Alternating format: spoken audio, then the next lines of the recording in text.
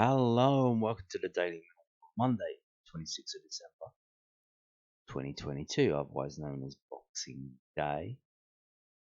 And, well, it was match day, and what a match day it was. What can you say about today's performance? It was absolutely outstanding. We beat Watford 2-0. It was arguably our best performance of the season, certainly our best away performance of the season. Obviously, probably the last two seasons, to be honest. It was magnificent, marvelous, remarkable, phenomenal, miraculous, breathtaking, dazzling, astounding, astonishing, staggering, formidable, impressive, awesome, and wondrous. Yes. I got a Theosaurus for Christmas, so yeah, that was. If you didn't see it, it was as one-sided as the game before, and it's left me scratching my head. How have Watford been winning all these games against the rest of the teams in the league? Both times we played them, they have been utterly toothless. They play a style of football where they come from the back, they pass it forward to their attackers, and then the attackers pick up the ball and try and dribble forward. If they get held up, they have to pass it, and they cannot pass it to save their lives. They cannot string two passes together. So how have they been winning all these games and keeping cheats? Utterly bewildering. We absolutely dominated them from start to finish. I was watching the game on what's it called, Millwall TV now. And they put up a stat after 25 minutes, and it said total shots: Watford 0, Millwall 8. In the first 25 minutes, we had 8 shots. It was just completely one-sided. I mean, and everyone played absolutely brilliantly. There wasn't a dud player out there. Everyone played their part, and it was, well, let's have a read of this match report from the suffolknews.co.uk. The Lions picked up their third away win in the season thanks to goals from Andreas Vogelsammer and Zion Fleming. Yes, Mr. Vogelsammer has got off the mark. Fantastic stuff. So there was Boxing Day delight for Mill as they did the double over Watford with a 2-0 win at Vicarage Road. The Lions dominate the early stages of the game, eventually taking the lead in the 22nd minute through Andreas Vogelsammer's first goal in a Millwall shirt. Things got even better when Hassan Kamara was given his marching orders in the 38th minute for shoving Danny McNamara to the ground. Boo! Visitors continued to apply pressure after break, eventually sealing the win through Zion Fleming's free kick in the 82nd minute. There was no post-Christmas hesitation from Millwall, who rushed out of the blocks inside the opening minute of the game. Zion Fleming's throw-in landed at the feet of Billy Mitchell, who rode the ball into the box, where it was sliced clear towards the Dutchman. He flashed the ball across the face of goal, but Jake Cooper couldn't connect with it. Fleming had the first shot target on the game as he took aim from distance, but it was a tame effort. Didn't test Daniel Backman in the Watford net. However, the goalkeeper almost had a nightmare moments later when he beat Andres Vogelsammer to Fleming's lobbed ball. He cleared it as far as Tom Bradshaw, who wasn't able to capitalise on the mistake. Aside from a penalty shout in the 9th minute when Ken Sema went to ground, the Hornets had little to no chances and were penned back by Millwall, who continued to threaten with a number of corners. George Saville came the closest when he forced Backman into a good save from the edge of the area in the 18th minute, and it was clear that the first goal was coming. 4 minutes later, the visitors had their breakthrough as Fleming chipped a lob ball into the box for Bradshaw before being closed down. The striker squeezed the ball through to Vogelsammer, who calmly tucked the ball into the bottom corner to score his first Millwall goal. Yes, and yet another assist for Bradshaw. Always a bridesmaid, never the bride, but that's production. That's something that's helping us win. He might not be scoring goals, but if he can set others up, fantastic stuff. So the German was gifted another chance to find the back of the net in the 27th minute as the Lions won a free kick. Murray Wallace played it short to Sean Hutchinson, who chipped the ball into the box with Bradshaw. The striker once again flicked it on Vogelsammer, but he smashed his shot straight into backman. The crunching tackle from George Saville and João Pedro saw the Millwall midfielder booked shortly before half-time. The Brazilian tried to play through the pain after receiving treatment, but had to be withdrawn. But Yasser Asprilla just seconds later. The drama was far from over as everything kicked off. With 7 minutes remaining in the first half, Hassan Kamara was clipped by McNamara in the middle box, prompting the Watford defender to turn around and shove him in the face. Referee Josh Smith immediately showed Kamara the red card, while McNamara was booked as well. Mill started the second half as strong as the first, with Bradshaw forcing the save of Backman in the first few seconds before the offside flag went up. They maintained the pressure with a number of set pieces, practically camping the final third and forcing Watford to defend for their lives to deny Tyler Burry and Saville. Their clear-cut chance finally came in the 63rd minute. Vogelsammer phased into the box, chipping the ball over Backman and clipping the crossbar before the Hornets were able to clear. Yes, Vogelsammer hit the post, hit the bar as well. Watford started to turn the screw soon after. Ismaili Sarr missed a golden opportunity in the 65th minute when Hutchinson and Jacob were closed him down in the box, leading to cries for a penalty from the home fans and players. 3 minutes later, Keenan Davis had his first chance of the game after shrugging past Cooper and firing narrowly over the bar. The 72nd minute saw Vogelsammer miss another chance at the far post, scooping his shot narrowly wide of the post. However, 10 minutes later, Millwall wrapped up the win with a superb strike from their talisman. The Lions won a free kick down the left flank, which Fleming delivered into the box. It deceived everyone, dipping just in front of Backman and bouncing into the back of the net to make it 2-0, and the visitors all 3 points over Watford once again. Yes, that was an in-swinging ball there. Takeaways. Voggy gets off the mark. It's been coming for months. Andres Vogelsammer finally has his first Millwall goal. From cracking the crossbar to missing from point-blank range, it simply hasn't fallen for the German so far. So at least up until his trip to Vicarage Road, truthfully, he could have had 4 goals against Watford on Boxing Day. But to get off the mark is undoubtedly the most important thing for him going into the second half of the season. Indeed. 10 for Zion. Zion Fleming has been Millwall's best player so far this season, and while his performance against Watford was far from his best, he was still able to add to his tally for the season. His free kick was somewhat fortuitous, but his dead ball ability is second to none. His presence in the final third has been absolutely crucial for the Lions. He's well and truly hunting down the golden boot this season. Indeed, and while he's doing that, we're hunting down a playoff place or maybe even more. Fingers crossed. Keep it going. Mill's result of Watford comes after a poor run, seeing them pick up just 1 point from 2 games after the World Cup break. It's a big step in the right direction, but that's all for now. The crucial thing will be turning this into a positive patch like they did in October, starting with the win at Bristol City. The Robins are next to visit Den too. Yes. So let's get back to the team. They don't have the subs on this match report. I don't know why they don't do that. You're gonna put the team up, put the full team up and the subs as well. But if I bring it up on my phone, and I can tell you that the team was, as you can see, George Long in goal, Murray Wallace, Jake Cooper, Sean Hutchinson, Danny McNamara, Jules Saville, Billy Mitchell, Tyler Berry, Zion Fleming, Andres Vogelsammer, and Tom Bradshaw. And the substitutions, 3 of them were made. In the 75th minute, Jamie Shackleton came on for Tyler Burry. Then George Honeyman came on from Vogelsammer in the 81st minute.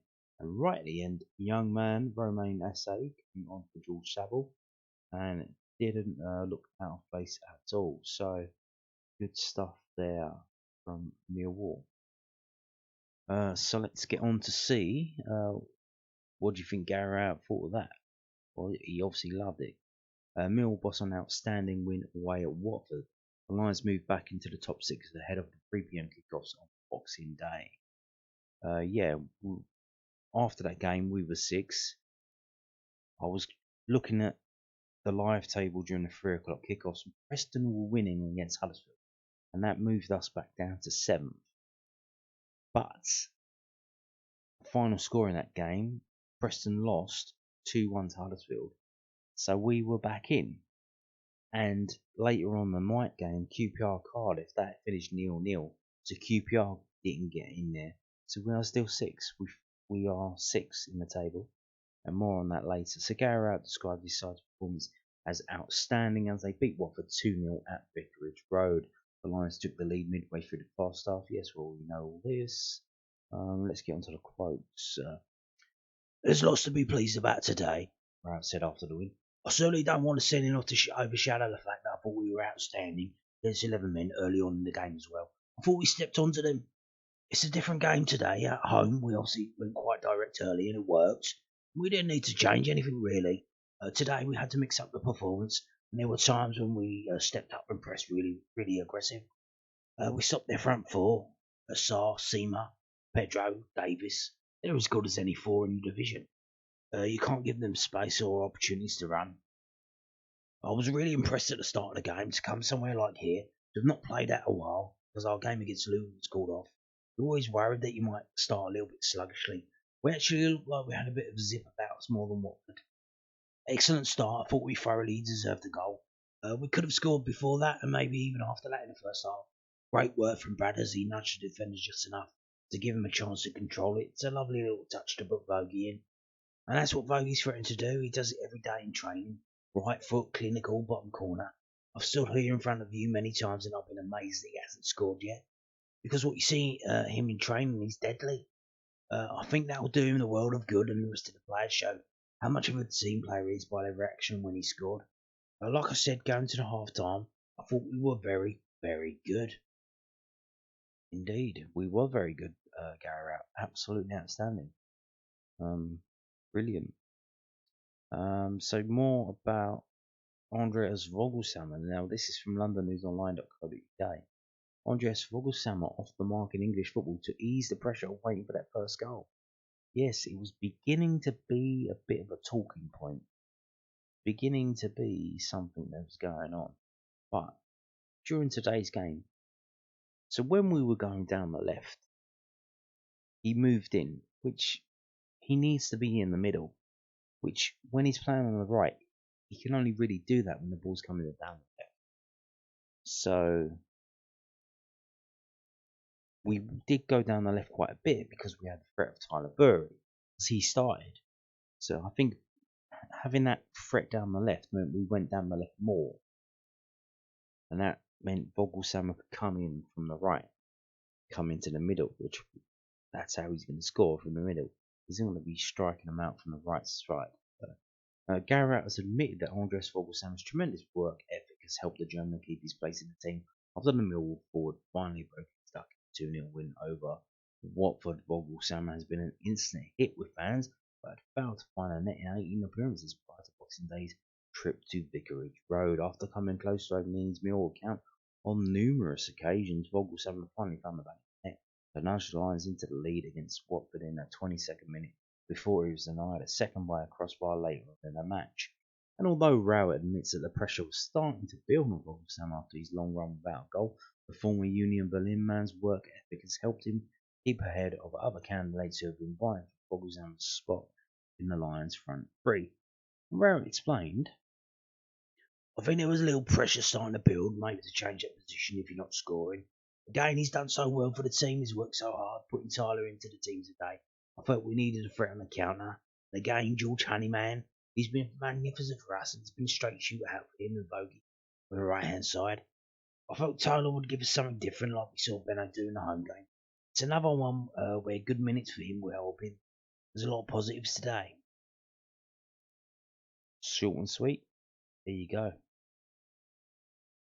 So Tyler Berry's starting because Mason Bennett was looks like injured again. I don't know. Let's have a read of this from Southern News. Go and see what's happening. So Millwall manager provides injury update as Duo miss out on Watford win. Benik Fogu was back, but Benik Fogu was on the bench, which was good to see.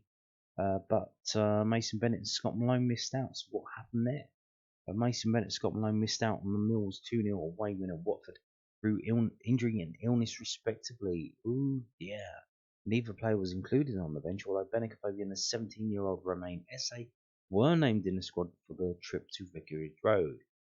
Benno just got a little niggle. He'll be out for a week or two. I think it's his calf. I explained after the match. So, earlier on in the week, I told you about Millwall were training on the Den pitch, and after that there was a few like calf injuries. I think Styles was one, and it looks like Mason Bennett is the other one. So that's where he's done that. He's been training on the Den pitch, and he's got a bit of a calf injury, which is going to keep him out for Christmas, which is not ideal when you've got 3 games in however was it 6 days. We play Monday, Thursday, Monday. So there you go. Scotty's ill. He's been really ill for 3 or 4 days. That's why Bennett went on the bench today. To be fair to Bennett, a couple of days ago, he said, "I know I'm probably a couple of weeks away, but I feel like I can give you something off the bench if you need me." I think that was why today I didn't use him. Normally, I would have been chucking him in on with 10 or 15 minutes to go minimum. I just felt there was no point in taking that risk. He's a huge player for us. The fact that he wanted to step up and do that, it shows a massive commitment to the group, and I really appreciate him making himself available. So yeah, Benicophobe. So obviously, like he was there, but you think, well, is he going to come on? And he didn't come on, so you think he's probably not actually fit yet. So yes, indeed. So if he wasn't there, who would be going on the bench? Would we have another kid there? Where's Isaac Lockett? Is he not around? Is he injured as well? But so he was there just in case. He was the in case of emergency pull the Benicophobe button. So, but Scott Malone is ill. Seems to have this illness that's going around. It's actually brutal. I don't know if you've suffered with it. Yeah, I'm still suffering with it. I've got a cough that won't go away. And Mason Bennett with his typical calf injury, injured again, which is a shame. Like you can't, you want to get upset, but you can't, can you? Like, I mean, it's just, it's just one of those things. He keeps getting injured. I mean, it's a bit absurd and a bit ridiculous. But here we go again. I mean, which is not ideal. Like I said, we've got the Bristol City game now and the Rotherham game, and we're going to need to utilise our squad. And one thing that does worry me that we played so well in this game against Watford that Gary Rowett's gonna say, well, let's stick with the same players, but we're playing Monday, Thursday, Monday. He needs to make some change. I'm not a big fan of George Evans, but I think he might need to come in. Maybe not start, maybe just come off the bench early on. We need to use the full 5 substitutes that we have. We need to make sure we've got fresh and fit players and they're doing well. I mean, Shackleton, I thought Shackleton done well when he came on. So yeah, we need to Cresswell's there as well. So let's use these players and make sure we get a fresh team out. So we're gonna talk about this story. See, South London press and London News Online have been talking about or talking to Slaven Bilic. So Watford boss gives verdict on camera red card in today's defeat to Millwall. What do you think he's going to say about this? Well, let's find out. Slaven Bilic reckon the referee Josh Smith's decision to show Hassan Kamara a red card in Millwall's 2-0 victory against Watford was fair. Oh, okay. So he agrees. Okay, fair enough. Kamara was shown a red card after aggressively shoving Danny McNamara to the ground following a Hornets attack. Bilic said, "The sending off was fair. It was reckless. He provoked, but you get provoked all the time. I talked to him at half time. It's unacceptable. These things happen. But if you do these things, then your chances to win a game or get in the game, they drop like crazy." The former West Brom manager was disappointed after his team prepared well for the game. He added, "I'm very disappointed. It's hard to explain this performance from us. It's hard to believe. Everything went good. It was all good, positive and competitive. We prepared for a few days on Millwall's strengths, long balls and second balls. We were poor from the start. They were winning all the second balls. We didn't have the ball because of that. Then our passing was poor. Everything was poor. Then you lose Yao Pedro, then concede a goal before the situation with the penalty. We thought it was a penalty on Seema, and that changes the game. Then a red card, and after that, in the second half, we tried to be solid, stay in the game, and to use a couple of chances that we would eventually have. So yeah. So what did he say? He said, it's very hard to explain. It's very hard for me to, and it's hard to believe. It's hard for me to believe how this Watford team has been winning so many games. How are they up into 4th place? I cannot understand it. I simply cannot understand it. They are absolutely abysmal. And we played them off the park today. And if this is the team that's 4th, why can we not do this all the time? Why didn't we beat Wigan a couple of weeks ago?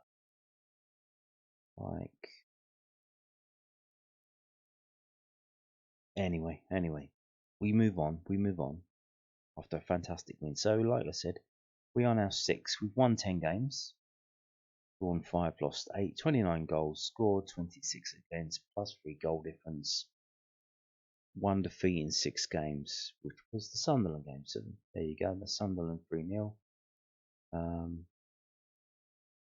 So there you go. Not bad, eh? Not bad at all. Certainly not bad at all. So we now play Bristol City, 27 points, 18th place. Now this is what I wanted to see. So we've played half of our games. We were supposed to play Luton, which would have meant we would have played every team at least once. That's not happened. We still have to play Luton twice, but it is what it is. But we have played half of our games, 23 games, and we are in 6th place, which is what I wanted to see. Because if we can play half of our games and do enough to get into the playoff places, we can certainly play the other half of our games and do the same or better. Because we always finish strongly. Because the fans, when they sense something is happening, when they feel that something is happening, they get down and they support the team. If they can see on the final stretch of games that we're there or thereabouts, we're playing for something, every single game will be well attended, will be vociferous, the support will be crazy. All those times where you got to make a long journey to come and see Millwall, it doesn't matter. If we're winning and we're competing, long journey doesn't matter. Train strike doesn't matter. All these problems, they don't matter. We're winning and we're competing in this league. If we've got a chance to get in the playoffs. Now, I said this earlier in the video, but you might want to start thinking about getting your playoff tickets, getting in a position where you can do that. If you don't have a membership, sign up for one now. If you are half season ticket, you can buy one before Thursday. It kick starts on Thursday. That kind of thing. Loyalty points, how many do you have? Can you get a membership for your kid or someone else so they can get a ticket if they want one as well? Start thinking about things like that, because after what we saw today, we're the real deal. We're doing something in this league.